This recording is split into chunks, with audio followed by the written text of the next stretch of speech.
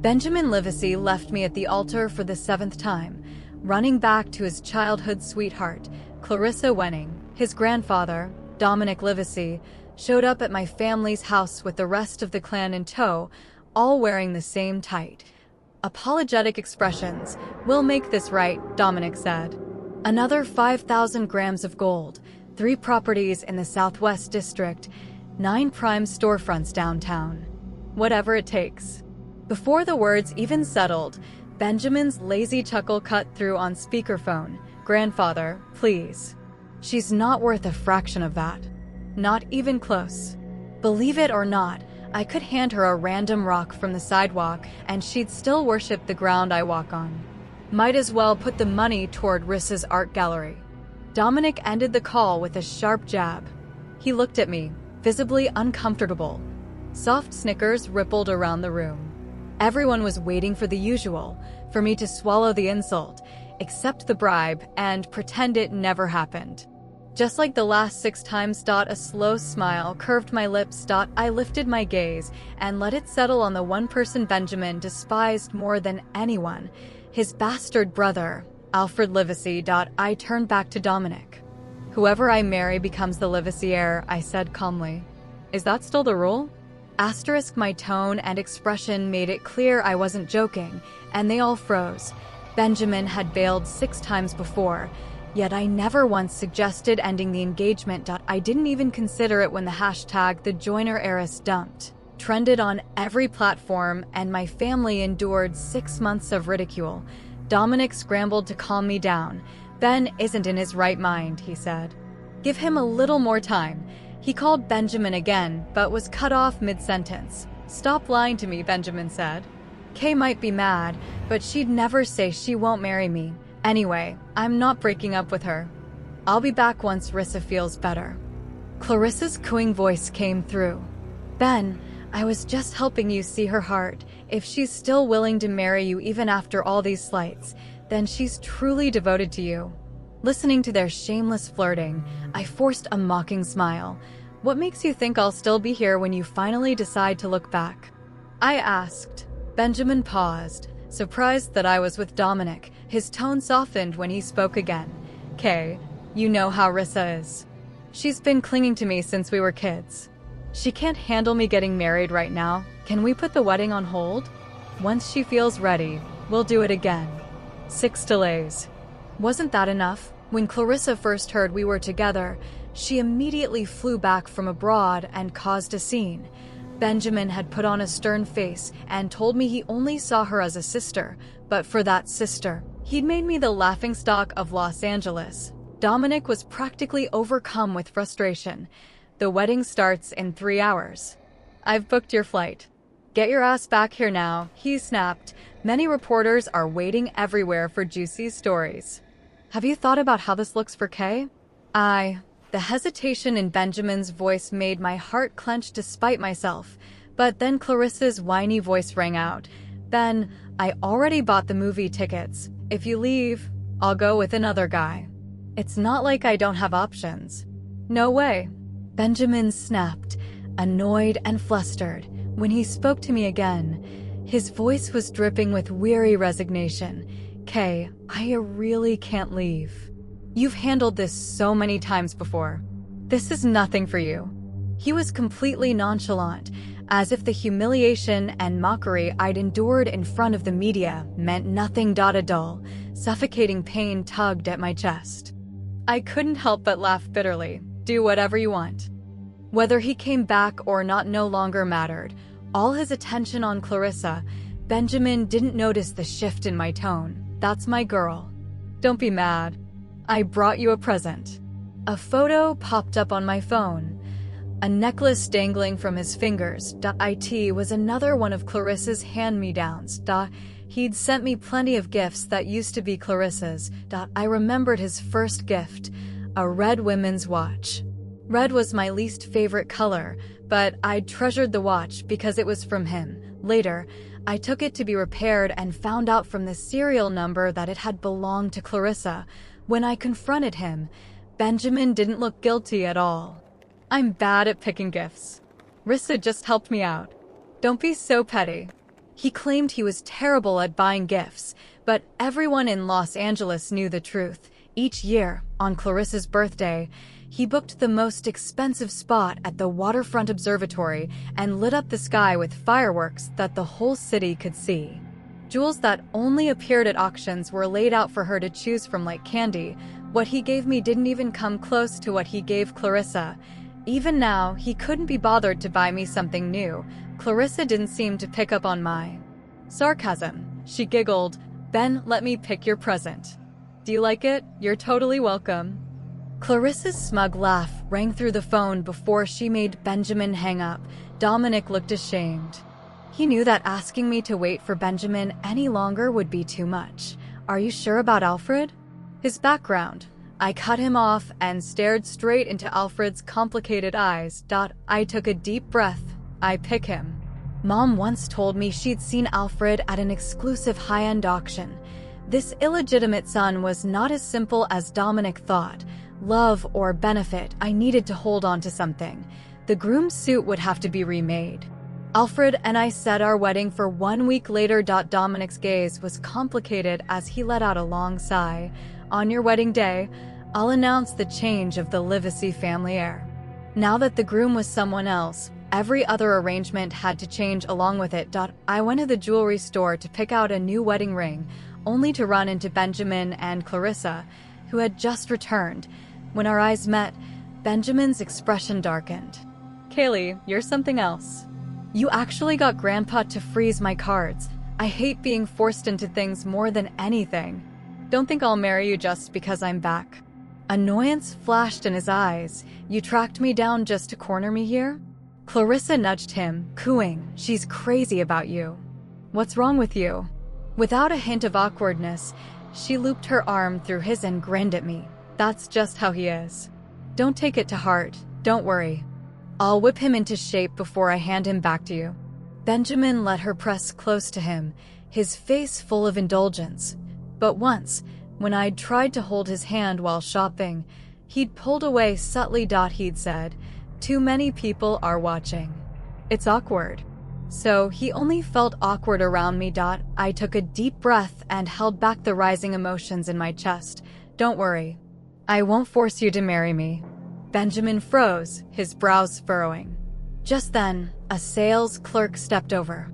"Miss Joyner, your wedding ring is ready." He let out a scoff and raised an eyebrow. "You're already picking out a wedding ring, and you say you don't want to marry me?" He grabbed my hand. "Put it on. Let me see if it fits." His voice cut off abruptly. His gaze fell on the faint ring mark still on my finger. He fell silent. "Where's the ring I gave you?" "I threw it away." My tone was calm. I'd thrown it away the day I decided to marry Alfred instead. It had been his first gift to me, with our initials carved inside. The usually rebellious man had actually blushed, shoving it roughly into my hand. I carved it myself. "Lose it, and you'll regret it." But he was the first one who lost it. When I dug his broken ring out of the trash can, Benjamin touched his nose awkwardly. Rissa got drunk and insisted on taking it off to look at it. "I don't know how it broke, just toss it. I'll make a new one." I waited. The ring mark faded from his finger. He never did. Benjamin frowned deeply, his gaze landing irritably on my empty finger. "Can you stop being so dramatic?" I said, "I'll marry you, and I will. You don't need to play these games." Clarissa tugged his sleeve, pouting. "Ben, this is the latest limited edition. I tried so hard to get it." His expression softened instantly. He held out the ring box to her. "Try it on." Clarissa's eyes lit up. She was about to open it and put it on. I grabbed Clarissa's wrist, my voice turning cold. "Didn't anyone ever tell you not to touch things that aren't yours?" Before I could even tighten my grip, Clarissa suddenly whimpered in pain, eyes glistening. Benjamin panicked and shoved me hard. My lower back slammed into the sharp corner of the table. The pain made my vision go black for a second. Clarissa accused me with teary eyes. "I just wanted to take a look." "Why did you grab me so hard?" Benjamin was consumed with concern. He shouted at me, "She's crying in pain, Kaylee. Aren't you going too far?" He didn't even notice how pale I was from the pain. This was just how he'd been treating me. Whenever Clarissa showed any sign of grievance, like a frown or a tear, he'd always take her side without hesitation. I swallowed the bitterness in my chest and held out my hand. That's my wedding ring. Give it back. Benjamin's face darkened. He stuffed the ring box into Clarissa's hand. This style isn't fit for a wedding ring. Pick another one. He just made up another excuse for me to give in to Clarissa. Besides, I wasn't marrying him. Why did his opinion matter at all? I was about to tell him I was marrying someone else, but he scooped Clarissa up and cut me off sharply. I don't want to hear your excuses. If you keep targeting Rissa, I'll have to rethink our entire relationship. I stared at his unyielding back and laughed at myself, thinking, Benjamin, don't bother. I already made the decision for you. During the wedding preparations, rumors of Benjamin and Clarissa traveling together were everywhere. Everyone was curious how I would react. People in the circle had even placed bets that I'd marry him no matter how many times he left me at the altar. When she heard the families were rescheduling the wedding, Clarissa bet everything, hoping to win big. But this time, she was about to lose everything. On the wedding day, I'd just woken up when my assistant called in a panic. Ms. Joyner, it's bad. Mr. Livesey brought people to tear down the wedding venue. He abandoned me at the altar, and now he was interfering with my new wedding. I arrived at the hotel, seething. Benjamin was ordering his men to remove the flower arches. Before I could speak, he bombarded me with accusations. Did I not say I needed more time? What is this, some kind of power play? You think you can force my hand by just going ahead without me? Rissa was upset about the ring incident. The wedding isn't happening until she approves. I stopped the workers heading out, my voice icy. Put everything back. Benjamin's face darkened. Don't you dare. Don't forget, I'm the Livesey heir.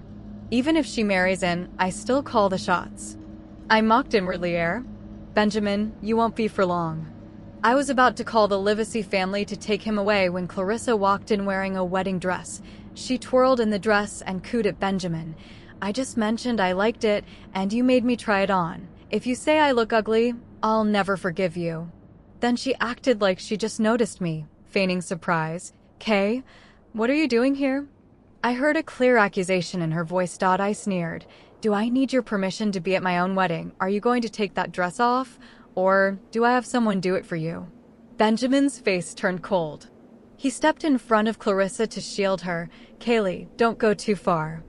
He ruined my venue and stole the wedding dress that took 2 years to make. And I was the one going too far. I glanced at the security guards at the door and ordered plainly, throw both of them out. Benjamin grabbed my wrist, anger flaring in his eyes. You haven't even married in, and you're already acting like the mistress of the Livesey house? He waved his hand violently. Tear everything down and burn it. Teach her a lesson. The Livesey family had offered their own people to manage the wedding as an apology. They didn't know the heir had been replaced. They rushed to carry out Benjamin's order. I watched as a worker carried out a portrait. I shot to my feet. Put that painting down. The woman in the portrait was Mom. She gazed at me with gentle eyes, as if she was trying to comfort me from somewhere far away. My nose stung. I almost cried. Mom died young, leaving only this self-portrait she'd painted on her deathbed. She said this keepsake would keep me company, as if she were still here, watching over me, waiting to witness that I'd find a good man and live a happy life. It was my most precious possession, and Benjamin knew that. He hesitated for a second, then pointed toward the hallway. Put the painting outside for now. Clarissa's eyes flickered. She stepped forward and snatched the portrait from the worker. Ben's right. Something so valuable should be stored properly. She spoke of stored properly, but as she passed by, she deliberately dropped a lit lighter. The flames raced across the fragile paper. The image of Mom was ruined in an instant. I stared in horror and lunged forward, but only grabbed a handful of ash. I'm so sorry, Kay. The frame was too heavy. I couldn't hold it. Hearing Clarissa's fake apology, I snapped and slapped her. Clarissa screamed. I gritted my teeth and slapped her several times more. In the next second, searing pain shot through my scalp. Benjamin tore me away, his face dark with rage. "Kaylee, are you out of your mind? It's just a stupid painting, and you dared to hit Rissa." "Stupid painting?" I stared at him in disbelief, my heart aching. He knew it was Mom's portrait. Benjamin realized what he'd said. His lips trembled. He was about to speak when Clarissa covered her face and sobbed. "Ben, am I disfigured? If my face is ruined, I'll end my life." Benjamin held her tenderly and comforted her softly. Clarissa refused to back down. "Ben, why aren't you standing up for me?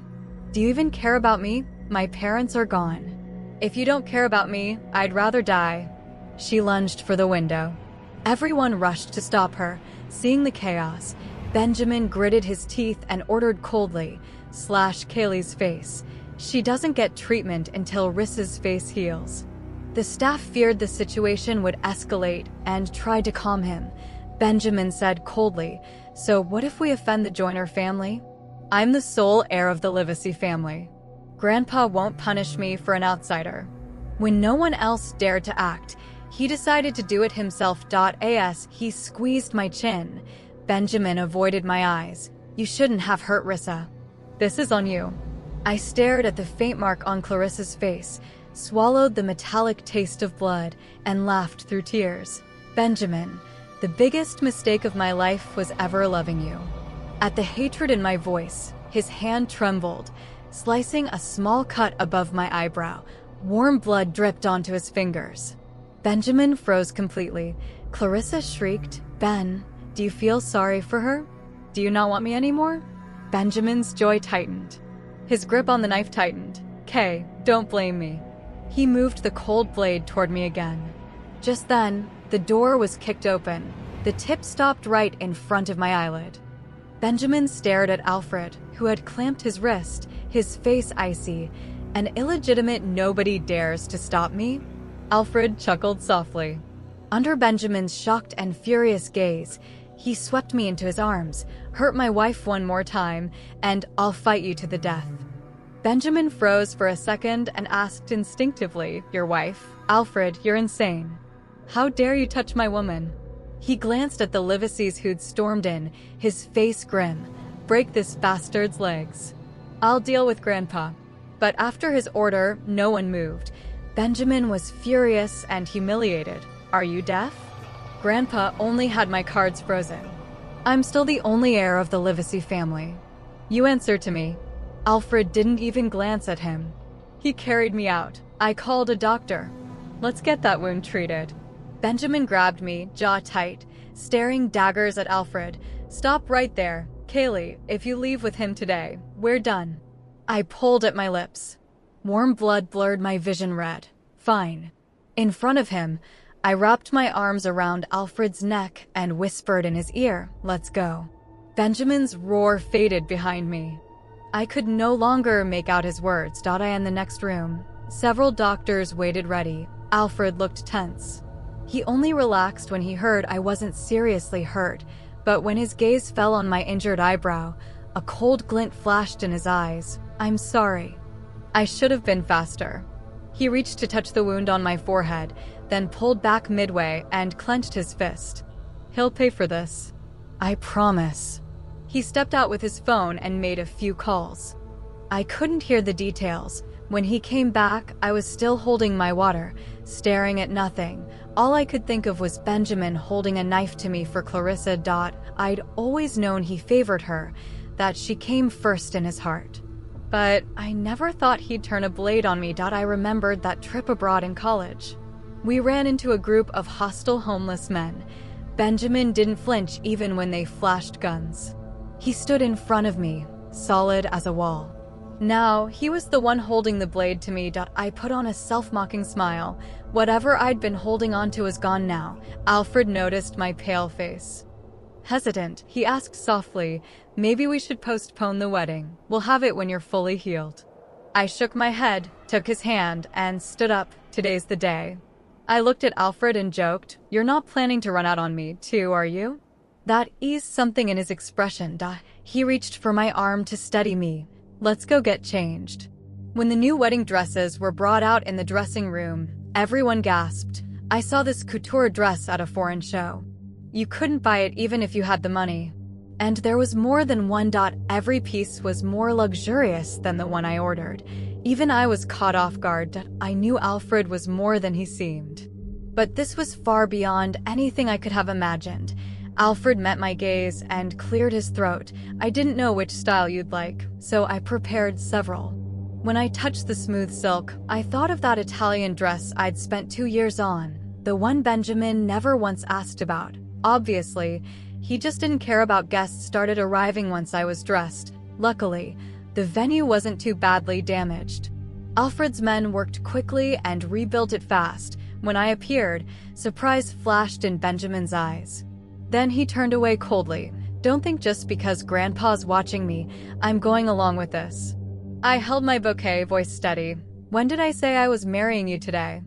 The words barely left my mouth when Alfred stepped over. He held out his hand to me. Let's go over there. People are waiting. Rage flared in Benjamin's eyes as I took Alfred's hand without hesitation.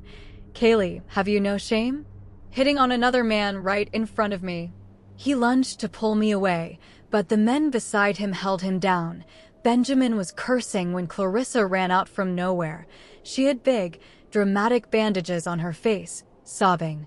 Benjamin, those men were horrible. They said to torture me badly because I offended Miss Joyner. I barely escaped.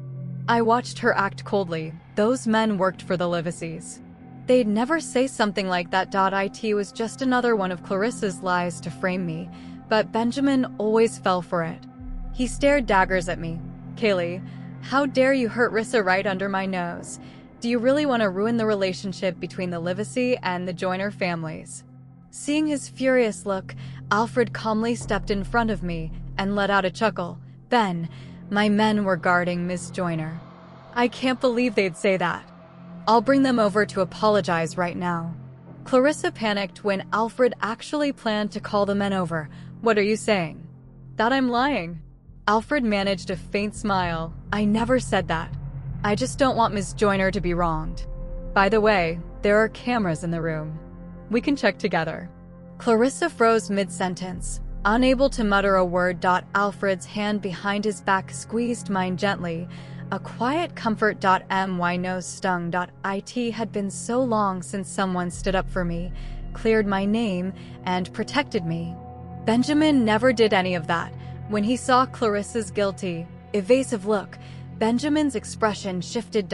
As a smart guy, he could guess the truth. He huffed. What if they did it off camera? That's not proof. I hid the faint sarcasm in my eyes. Sure enough, he favored Clarissa, just like he always did. Even knowing she lied, he couldn't bear to blame her. While comforting Clarissa, Benjamin turned on Alfred. You've got some nerve to go against me, you bastard. He glanced at me coldly. Kaylee, you know I hate him more than anyone. If you're trying to make me jealous with this act, you picked the wrong guy. I'd be disgusted to touch anyone who's been with that lowlife. Anger flashed in Alfred's eyes.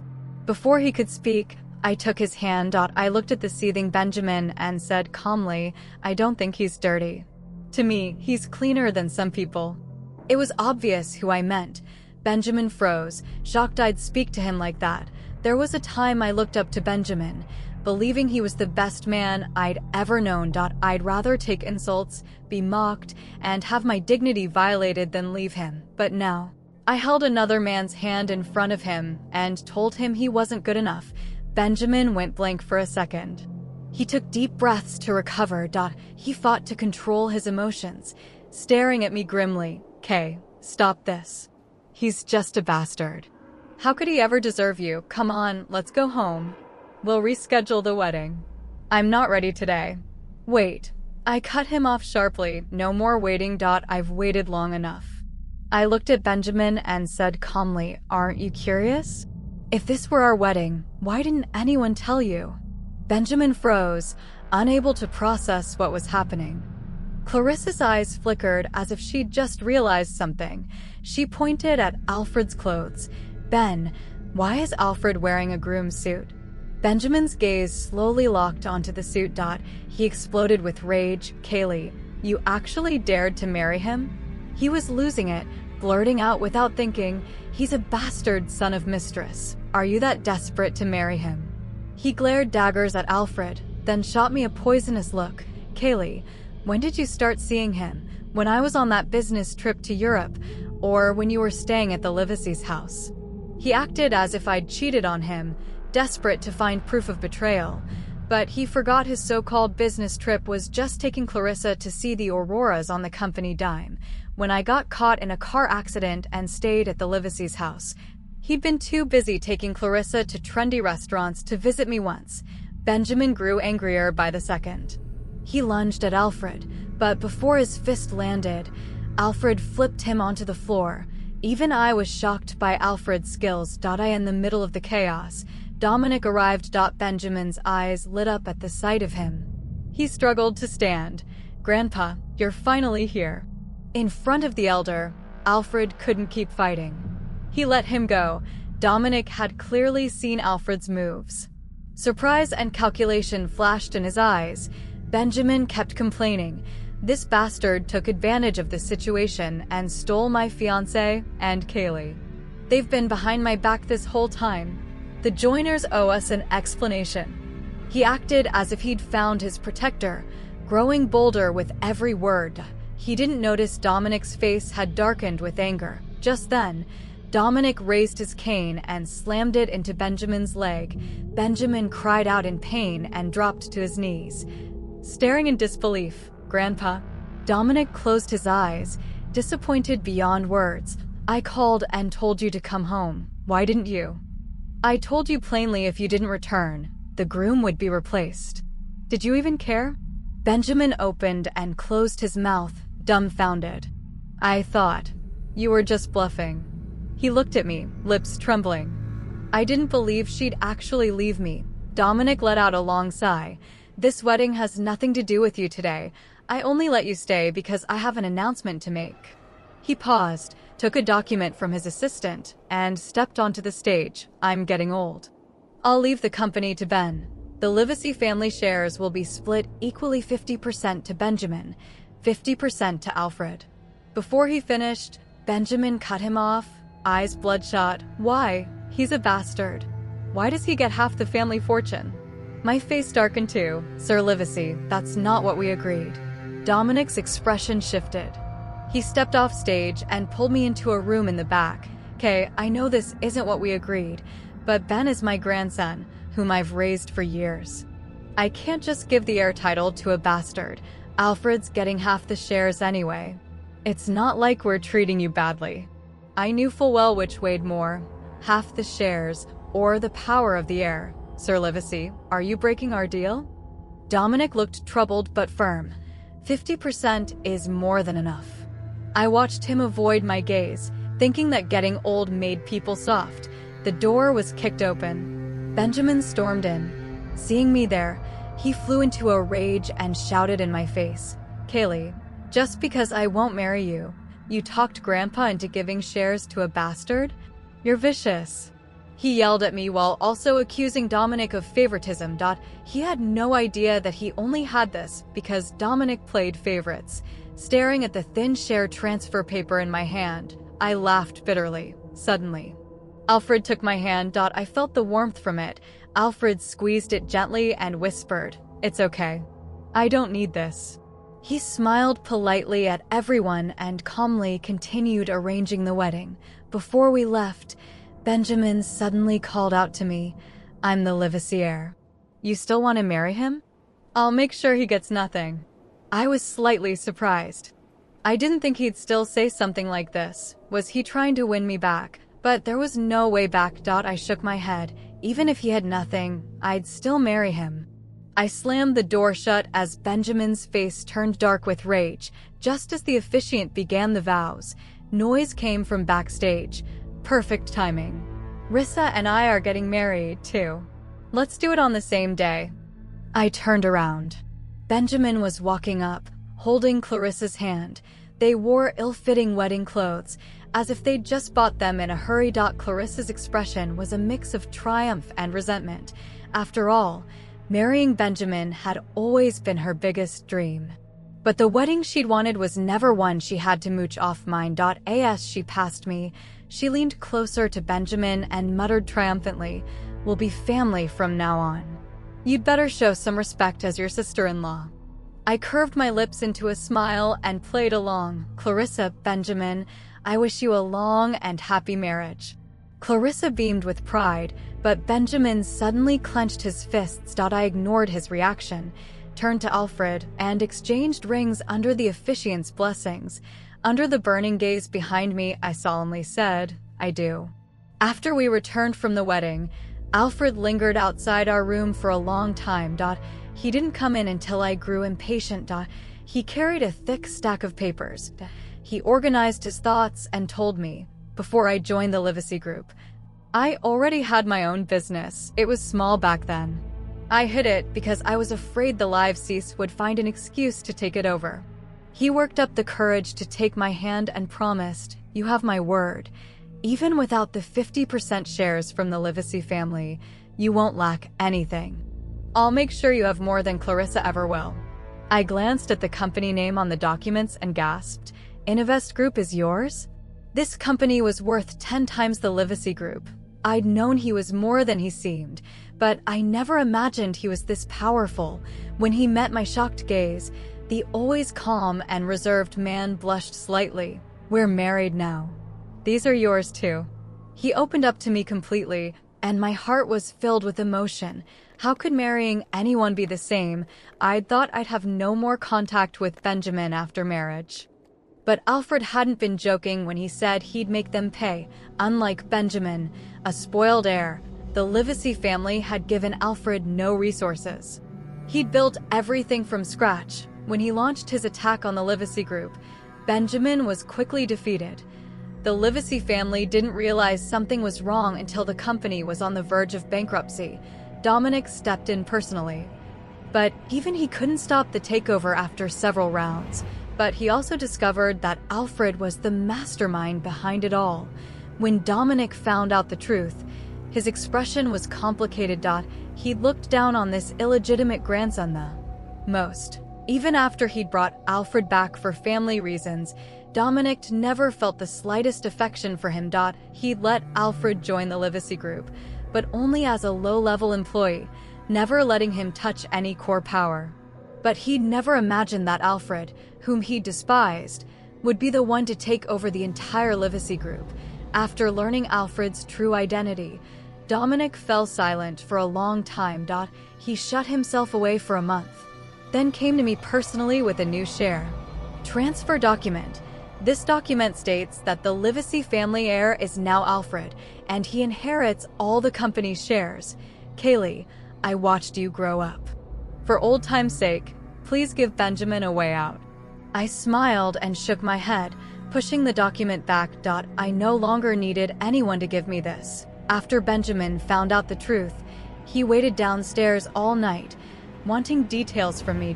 He wanted to know if I'd known Alfred's identity all along, which was why I'd abandoned him without mercy. I ignored his roars and insults downstairs. We'd been together for 10 years, and he thought I was someone who chased wealth and chose money over love. He'd forgotten that he'd been the one involved with Clarissa, so he assumed I was just like him. But no matter how crazy he got, the Livesey group went bankrupt. Benjamin had planned to start over with his money, but he then found that Clarissa had stolen everything. Clarissa had bet everything that I was love-struck and would definitely marry Benjamin. She'd gambled everything and lost, left bankrupt and in debt. She'd stolen Benjamin's last chance to save himself. The once arrogant man now huddled in a basement, struggling to get enough to eat. On our first wedding anniversary, Alfred got me the share transfer document for the Livesey group as a gift. He handed it to me solemnly. "This should have been yours a long time ago. I finally got it back for you." Alfred lowered his head slightly, his gaze soft as it fell on my slightly rounded belly. "Think of it as the first gift for our baby." The end. Make sure to like and subscribe Bunny Bookery Tales.